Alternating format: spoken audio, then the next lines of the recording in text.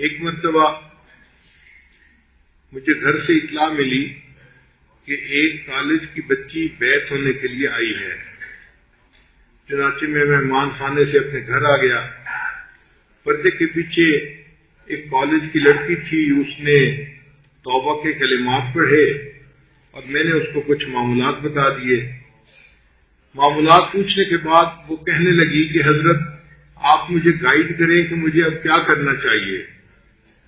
میں نے پوچھا کہ آپ نے پہلے کیا کیا ہے؟ اس نے کہا کہ میں نے BA کا امتحان دے دیا ہے اور اب میں فارغ ہو گئی ہوں، اس لیے جو اب آپ کہیں گے میں وہی کروں گی۔ میں نے کہا کہ میں آپ کو ایک مشورہ دیتا ہوں، اگر آپ اس پر عمل کر لیں تو آپ کے لیے بہت فائدہ مند ہوگا۔ اس نے پوچھا کیا؟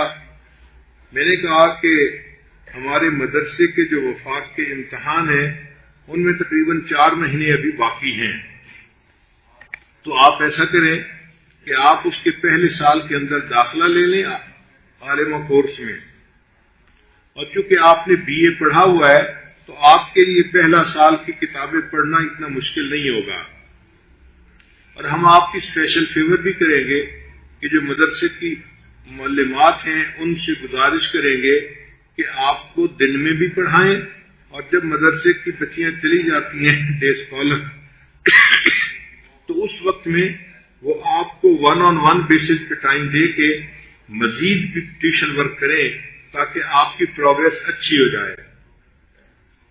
اس نے کہا ٹھیک ہے، میں اپنی امی سے بات کر کے کل آ کے داخلہ لے لوں گی۔ چنانچہ وہ بچی گھر واپس گئی، اس نے اپنی والدہ سے اجازت لی اور اگلے دن آ کے اس نے مدرسے میں اپنے نام کی رجسٹریشن کروا دی۔ اس نے پڑھنا شروع کر دیا۔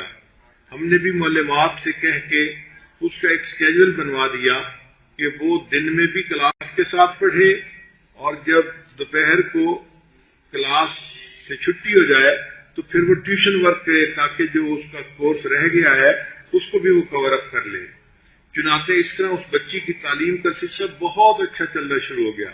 بچی بھی بہت شوق سے پڑھنے لگ گئی۔ ہم مطمئن ہو گئے کہ اللہ تعالیٰ نے فضل فرما دیا۔ پھر ایک دن ایسا ہوا کہ مجھے گھر والوں نے اطلاع بھیجی کہ جی فلاں بچی جو ہے وہ آج صبح سے رو رہی ہے اور کسی سے کوئی بات ہی نہیں کر رہی، اور بس اس کی آنکھوں سے آنسو ہی ٹپکتے چلے جا رہے ہیں۔ میں نے بھی اس سے بات کرنے کی کوشش کی ہے تو اس نے مجھ سے بھی بات نہیں کی، تو آپ پلیز گھر آئیں اور آپ آ کے اس سے بات کریں، ہو سکتا ہے کہ وہ آپ کے سامنے اپنی بات کو کھول دے۔ چنانچہ پھر میں مہمان خانے سے گھر آیا، اس بچی کو ہم نے پردے کے پیچھے بٹھایا، اس سے میں نے پوچھا کہ کیا ہوا۔ جیسے ہی پوچھا کیا ہوا، اس بچی نے تو اونچا اونچا رونا شروع کر دیا، ایسے جیسے گھر کا کوئی بندہ فوت ہو جاتا ہے نا، اس طرح غمزدہ ہو کے وہ بچی رو رہی تھی۔ تو مجھے محسوس ہوا کہ some thing is seriously wrong some where, بچی بہت زیادہ دکھی ہے، پریشان ہے، تو اس کی پریشانی کا کوئی حل ڈھونڈنا چاہیے۔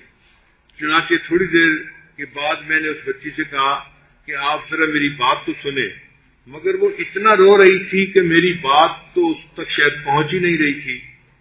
تو پھر میں نے تھوڑی دیر کے بعد اسے کہا کہ دیکھیں اگر تو آپ کا مسئلہ رونے سے حل ہوتا ہے تو میں بھی تھوڑی دیر آپ کے ساتھ بیٹھ کے رو لیتا ہوں، اور اگر میری بات سن کے اس پر عمل کرنے سے مسئلہ حل ہوتا ہے تو آپ رونا بند کریں اور میری بات کو سنیں۔ چنانچہ اس بچی نے ہمت کر کے جو چپ ہو گئی، سسکیاں لے رہی تھی، اور اس نے پھر میری بات سنی۔ میں نے اس سے کہا کہ آپ مجھے بتائیں کہ آپ کا مسئلہ ہے کیا تاکہ اس کا کوئی حل سوچا جائے۔ اس نے کہا جی کہ مسئلہ یہ ہے کہ میرے والدین نے میری شادی کی تاریخ طے کر دی ہے امتحان سے 3 دن پہلے۔ اب اگر امتحان سے 3 دن پہلے میری رخصتی ہو جائے گی تو میں تو ان دنوں میں امتحان نہیں دے سکتی، میرا تو سال ضائع ہو گیا، اور میں انکار بھی نہیں کر سکتی، اور والدین کے فیصلے ہیں، انہوں نے فیصلہ بھی کر دیا اور اناؤنس بھی کر دیا۔ تو میں نے کہا اچھا یہ مجھے بتاؤ کہ تمہاری شادی ہو کہاں رہی ہے، رشتہ داروں میں یا کہیں باہر؟ اس نے کہا نہیں میری پھوپھی کا بیٹا ہے، میرا فرسٹ کزن ہے، اس کے ساتھ ہو رہی ہے۔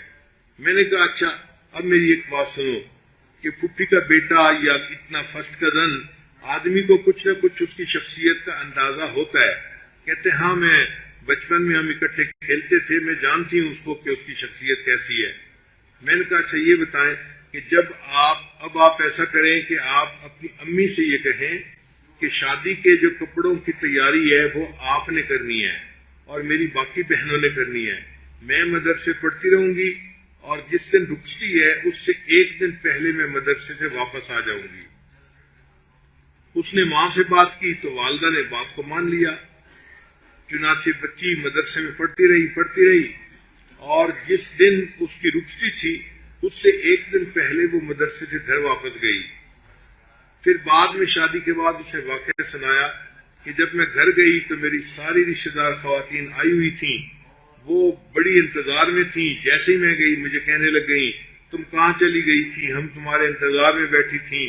پھر امی نے مجھے کہا کہ دیکھو وہ جو مہندی لگانے والی عورت ہے وہ آئی ہوئی ہے، تمہارے انتظار میں ہے، جلدی کرو ہاتھ پاؤں پہ مہندی لگوا لو۔ اب ہاتھ پاؤں پہ مہندی لگوانا تھا تو وہ کہنے لگی کہ میں نے امی سے کہا کہ امی مجھے لوگوں کے سامنے بیٹھ کے مہندی لگوانے میں حیا محسوس ہوتی ہے، کتنا اچھا ہو کہ آپ مجھے اوپر کی سٹوری پہ بھیج دیں۔ ہمارے گھر کے اوپر کی سٹوری پہ بھی کچھ کمرے تھے، تو امی نے کہا ٹھیک ہے تم اوپر چلی جاؤ۔ چنانچہ میں اوپر چلی گئی، وہاں تنہائی تھی، وہاں میں نے ہاتھوں پہ بھی مہندی لگوا لی، پاؤں پہ بھی مہندی لگوا لی اور بیٹھ گئی۔ اب اکیلی تھی تو میں نے اپنی چھوٹی بہن کو بلایا اور اس کو کہا کہ دیکھیں میں آپ کو کتنے پیسے دوں گی، آپ میری مدد کریں۔ اس نے پوچھا کیا؟ میں نے کہا مدد یہ ہے کہ یہ جو میری کتاب ہے نا اس کا صفحہ آپ آ کے الٹ جایا کریں، کیونکہ میں مہندی کی وجہ سے اس کا صفحہ الٹ نہیں سکتی۔ چنانچہ میری چھوٹی بہن آ کے کتاب کا صفحہ الٹ جاتی اور میں اس کتاب کو بیٹھی پڑھ رہی تھی، اور وہ کتاب صرف اور نحو کی تھی۔ کہنے لگی کہ اس رات بھی میں پوری رات صرف نحو کی کتابیں پڑھتی رہی، حتیٰ کہ رخصتی والے دن جب میں جدا ہو رہی تھی تو میں دلہن بنی ہوئی تھی اور میرے پاس میک اپ کا جو ہے نا باکس تھا جو میں نے اپنے ساتھ رکھنا تھا، اسی باکس کے ساتھ میں نے صرف اور نحو کی کتابیں بھی اپنے ساتھ رکھ لی۔ جب میں اگلے گھر گئی تو وہاں پر انہوں نے دلہن کو ریسیو کیا تو بہت ساری خواتین تھیں جو آ گئیں کمرے میں، باتیں کرتی نہیں۔ پھر کچھ دیر کے بعد خواتین نے کہا کہ اچھا اب ہم جاتی ہیں کیونکہ آپ کے شوہر نے آنا ہے۔ خواتین چلی گئیں۔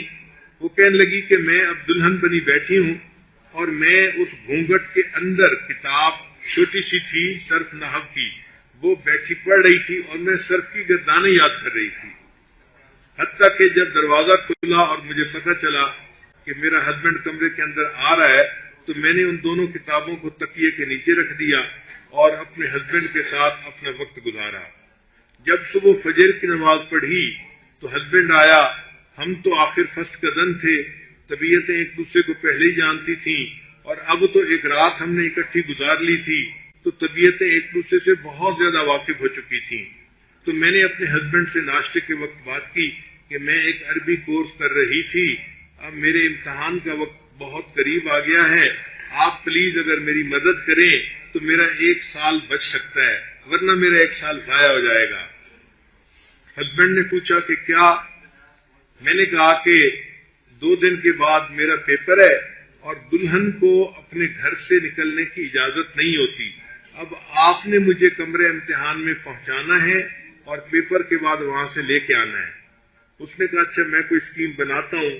چنانچہ اگلے دن اس نے اپنی امی سے بات کی کہ امی میں نے نیا سائیکل موٹر خریدا ہے اور آج کل میں نے آفس سے بھی چھٹی لی ہوئی ہے 1 ہفتے کے لیے، تو اگر میں ناشتے کے بعد اپنی بیوی کو گھمانے کے لیے شہر میں لے جاؤں 1 گھنٹے کے لیے تو کوئی اعتراض تو نہیں ہے؟ تو ماں اپنے بیٹے کو کیسے منع کر سکتی تھی؟ اس نے کہا ہاں بیٹا بیوی کو لے جاؤ، مگر وہ وقت ہوتا ہے عورتوں کے آنے کا اور ملنے کا، تو اس کو جلدی گھر لے آنا۔ اس نے کہا ہاں امی میں جلدی گھر لے آیا کروں گا۔ چنانچہ اگلے دن کیا ہوا کہ اس دلہن کو اس کے خاوند نے سائیکل موٹر پہ بٹھایا اور صبح 8 بجے سے پہلے اس نے 15 منٹ پہلے ہمارے گھر میں پہنچا دیا۔ کیونکہ مدرسہ گھر کے بالکل قریب ہے اس لیے گھر میں میری اہلیہ نے اس بچی کی کچھ یونیفارم جو تھیں وہ دھلوا کے استری کروا کے رکھ دی تھیں۔ وہ دلہن آئی اور سیدھا اس کمرے میں چلی گئی، وہاں جا کے اس نے اپنے زیورات اتارے، کپڑے دلہن والے اتارے اور ایک عام اسٹوڈنٹ والے کپڑے اس نے پہن لیے جو سفید کپڑے ہوتے ہیں۔ پھر وہ سفید کپڑے پہن کے اپنے رول نمبر سلپ لے کے جامعہ میں آ گئی اور وہاں بیٹھ کے اس نے پیپر دیا. پیپر دینے کے بعد وہ دوبارہ اسی کمرے میں آئی اور اس نے اپنے طالبہ والے کپڑے اتارے اور دلہن والے کپڑے پہن کے میک اپ کر کے وہ دلہن کے طرح تیار ہو گئی. پھر اس کا ہسبینڈ اس کو لے کے واپس چلا گیا.